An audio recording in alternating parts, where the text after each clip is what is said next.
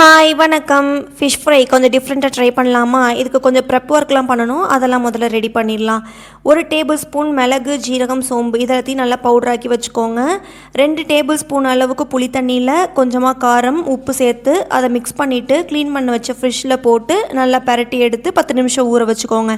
இப்போ pan heat பண்ணிவிட்டு oil போட்டுட்டு துருவி எடுத்த கார்லிக் போட்டுட்டு கொஞ்சமாக கறி லீஃப் போட்டு நல்லா ஃப்ரை பண்ணிக்கோங்க.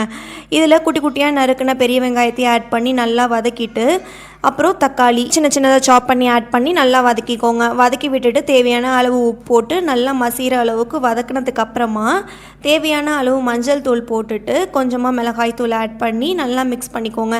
மிளகாய் தூள் காரத்துக்கு ஏற்ற மாதிரி கூட குறைச்சல் போட்டுக்கோங்க.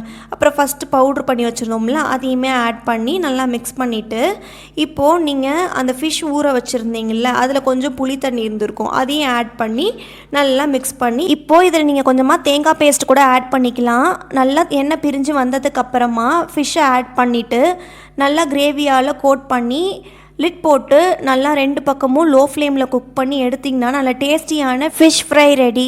இதை மசாலாவோட எடுத்து அந்த ஃபிஷ்ஷை சாப்பிடும் போது பயங்கர டேஸ்டியாக இருக்கும். கண்டிப்பாக வீட்டில் ஒரு வாட்டி ட்ரை பண்ணி பாருங்கள்.